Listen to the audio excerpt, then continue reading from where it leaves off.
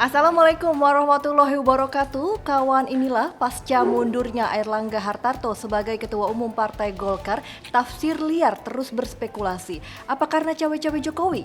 Istana membantahnya. Ada yang berspekulasi karena persoalan kasus hukum. Pihak Golkar juga membantahnya. Lalu kenapa mundur? Kemudian perhelatan pemilihan kepala daerah atau Pilkada Serentak 2024 tengah mengarah pada kompetisi yang syarat prakondisi.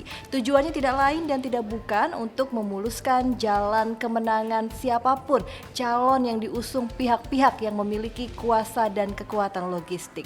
Masih soal pilkada, aroma bakal munculnya kotak kosong pada sejumlah pilkada serentak 2024 di berbagai daerah mulai tercium menyengat. Partai-partai politik yang tergabung dalam Koalisi Indonesia Maju atau KIM bersepakat hanya mengajukan satu calon dalam pemilihan gubernur, bupati, dan wali kota di banyak daerah. Alhasil pilkada di sejumlah wilayah amat mungkin hanya diikuti oleh calon tunggal tak ada lawan. Semua informasi tadi itu akan kami rangkum dalam Inilah Berita bersama saya, Restulandari. Inilah berita selengkapnya. Turbulensi Golkar kembali terjadi saat Ketua Umum Airlangga Hartarto mengundurkan diri. Dalam kondisi seperti itu, The Golkar Way, sebuah karya monumental Akbar Tanjung dari disertasi doktoral di Universitas Gadjah Mada layak dijadikan referensi oleh semua unsur pengurus di Golkar. Sebab karya itu berisi kiat-kiat bagaimana Golkar keluar dari turbulensi politik di puncak kejayaan saat Orde Baru runtuh. Pasca mundurnya Airlangga Hartarto, tafsir liar terus berspekulasi. Apa karena cawe-cawe Jokowi? Istana membantahnya. Ada yang berspekulasi karena persoalan kasus hukum. Pihak Golkar juga membantahnya. Lalu kenapa mundur? Siapa yang menyangka dari rimbun dan kokohnya pohon beringin Golkar ternyata sedang diterpa angin ribut. Sang ketua umumnya harus minggir dari gelanggang politik. Tindakan individu pada hakikatnya mengarah pada suatu tujuan yang ditentukan oleh nilai atau preferensi. Preferensi adalah pertimbangan atas cost dan reward yang kelak diperoleh. Mundur bagi Airlangga adalah pilihan yang rasional secara politik bila disimak dari pernyataan yang terucap. Cost-nya tampak dari kalimat menjaga keutuhan Partai Golkar dalam rangka memastikan stabilitas transisi pemerintahan yang terjadi dalam waktu dekat. Sementara reward-nya, Airlangga telah mengantarkan kejayaan Golkar dengan capaian 102 kursi di DPR RI dan ribuan kursi di DPRD. Belum lagi berkontribusi besar dalam kemenangan pasangan Prabowo Gibran. Tentu, mundurnya ketua umum parpol maupun organisasi adalah hal biasa. Sebenarnya tidak penting juga publik mempertaruhkan energinya untuk memperdebatkan mundurnya Airlangga Hartarto.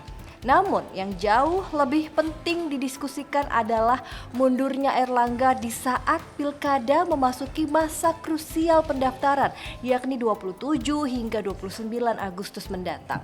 3 hari setelah pengunduran diri Airlangga, Golkar langsung menggelar rapat pimpinan yang kemudian memutuskan Agus Gumiwang Kartasasmita untuk memegang kendali partai untuk sementara sebagai pelaksana tugas atau PLT Ketua Umum Golkar. Rapim juga memutuskan Munaslup Golkar akan diselenggarakan dalam waktu sangat dekat, yakni tanggal 20 Agustus 2024. Kesemua itu benar-benar sesuai dengan spekulasi awal dari banyak pengamat. Ada spekulasi selanjutnya, yakni pada Munaslup nanti Ketua Umum Golkar akan dijabat Bahlil Lahadalia dengan Wakil Ketua Umumnya Agus Gumiwang Kartasasmita. Dan konon kabarnya dalam Munaslup ada ART, partai akan diubah dengan Ketua Dewan Pembina bisa dijabat oleh anggota yang masih baru. Lalu wewenang Ketua Dewan Pembina diperbesar seperti Golkar di zaman Pak Harto. Bahwa Munaslup begitu terburu-buru banyak juga yang sudah tahu karena pendaftaran calon kepala daerah harus dilakukan tanggal 27 Agustus. Tapi dengan Munaslup diselenggarakan 20 Agustus, Ketua Umum yang baru punya waktu untuk menandatangani berkas pencalonan kepala daerah. Juga punya waktu untuk menunjuk calon selain yang sudah terlanjur dijanjikan Ketua Umum sebelumnya. Namun ya kalau dipikir-pikir ini kesannya seperti Agus Gumiwang Kartasasmita mengantarkan Bahlil ya. Ada apa ini sebenarnya ke depannya? Bagaimana kelanjutannya? Apakah masih tetap sesuai prediksi ataukah nanti ada skenario baru lainnya lagi? Kita nantikan saja bersama ya kawan ya.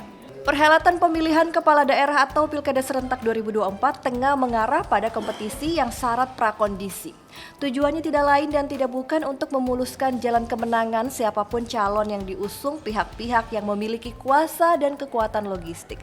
Prakondisi dapat dilakukan melalui berbagai cara, misalnya dengan mengutak-ngatik ketentuan perundang-undangan, mengintimidasi dengan ancaman kasus hukum, hingga lobi-lobi partai politik yang didasarkan pada upaya mengambil habis kursi kekuasaan.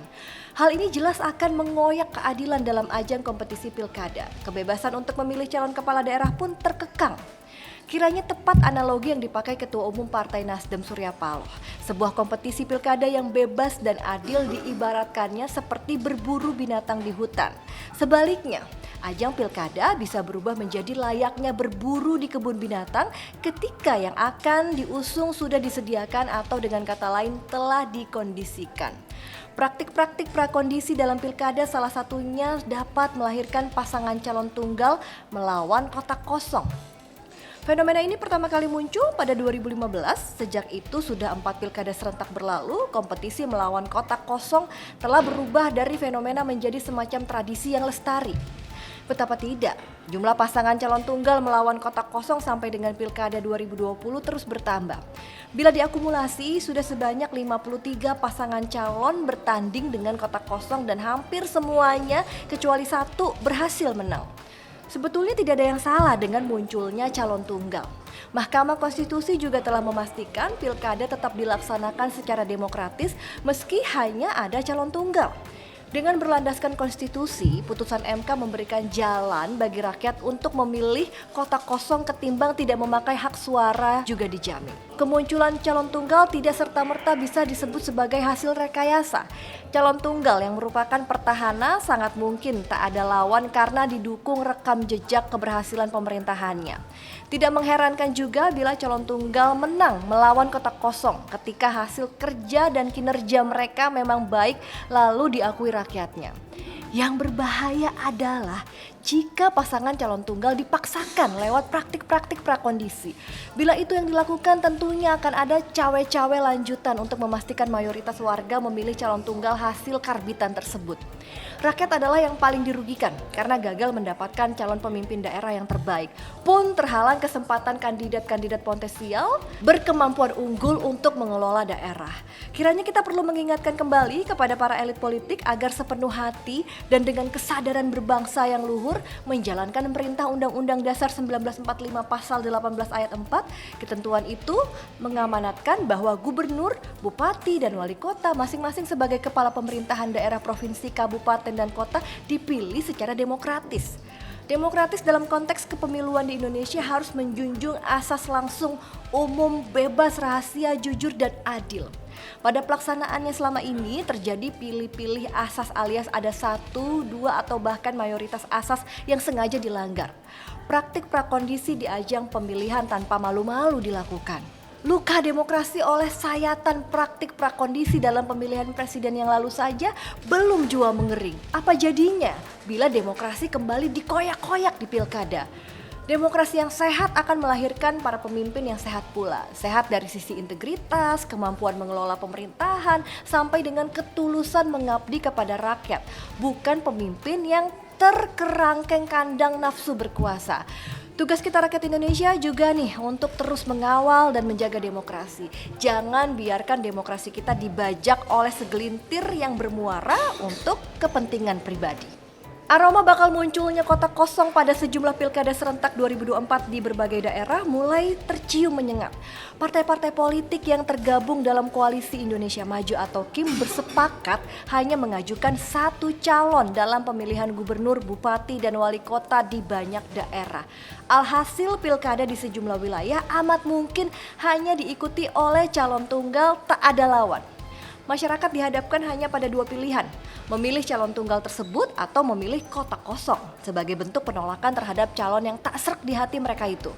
Di sini muncul pertanyaan, siapa yang sesungguhnya berdaulat dalam negara demokrasi, rakyat atau partai politik? Fenomena bakal munculnya kotak kosong dalam pilkada jelas sebuah kemunduran demokrasi. Bahkan bukan tak mungkin fenomena dalam pilkada itu terus menguat dan akan diduplikasi dalam kontestasi yang lebih tinggi lagi, yakni pemilihan presiden atau pilpres. Mekanisme kotak kosong memang diatur oleh undang-undang. Cara itu dipakai sebagai alternatif agar tetap ada kontestasi dalam pilkada yang hanya diikuti calon tunggal. Jika memperoleh suara hingga 50%, calon itu langsung dinyatakan sebagai pemenang pilkada. Namun, jika kotak kosong yang menang, artinya lebih banyak masyarakat yang tak sudi dipimpin oleh calon yang diajukan partai-partai itu. KPU akan melaksanakan pemilihan kembali di pilkada serentak berikutnya. Sebuah kerugian besar tentunya jika kotak kosong yang menang. Tak ada yang menang di situ, baik partai yang telah mengusung calon maupun masyarakat yang pada akhirnya tak punya pemimpin yang sesuai dengan pilihan hati nurani. Menilik dari situ, fenomena kotak kosong bukanlah demokrasi sesungguhnya. Bahkan jauh dari tujuan berdemokrasi, yakni terciptanya kesejahteraan dari, oleh dan untuk rakyat. Dengan keberadaan calon tunggal, di situ tak ada pertarungan gagasan. Yang ada hanyalah promosi gagasan dengan janji-janji yang manisnya tiada tara. Fenomena kotak kosong bisa jadi buah dari dekatnya waktu pelaksanaan pemilihan presiden dan pilkada. Terbentuknya koalisi baru hasil pilpres mendorong partai-partai bersikap pragmatis agar mereka bisa masuk gerbong pemerintahan. Jika ada partai yang berani mengusung calon berbeda dari pemimpin koalisi dalam pilkada, siap-siap saja tak dapat jatah menikmati kue kekuasaan yang akan datang. Sederhana sekali. Alhasil, partai-partai akhirnya membentuk sebuah kartel politik demi kepentingan elit partai, bukan kepentingan rakyat. Di sini, partai politik yang merupakan mesin demokrasi dapat dikatakan gagal karena tak mampu melahirkan kader-kader terbaik mereka untuk memimpin daerah. Fenomena kotak kosong harus segera dihentikan. Apalagi di setiap periodenya fenomena kotak kosong di Indonesia kian meningkat. Pada Pilkada 2015 ada 3 daerah yang memiliki calon tunggal. Jumlahnya bertambah pada 2017, ada 9 daerah yang memiliki calon tunggal. Dalam Pilkada 2024, jumlah daerah yang punya calon tunggal diprediksi kembali bertambah, mengingat koalisi masih terus berproses untuk pemerintahan mendatang. Atas nama kekuasaan, kualitas demokrasi akhirnya dikorbankan. Menyaksikan maraknya kotak kosong, masyarakat tentu tak boleh tinggal diam. Selaku pemilih, masyarakat mesti menggugat ketiadaan adu gagasan dalam pilkada. Masyarakat bisa memilih kotak kosong sebagai bentuk gugatan. Jelas merugikan, tapi akan jadi pelajaran berharga bagi partai agar mereka kembali cerdas berpolitik. Dan sepertinya tidak cuma Jakarta saja yang bakal kotak kosong, beberapa daerah juga terancam lawan kotak kosong karena tidak mau bertaruh modal, tidak mau diuji kelayakan, dan hanya ada politik balas budi. Kalau komentar kawan inilah bagaimana? Tulis ya di kolom komentar.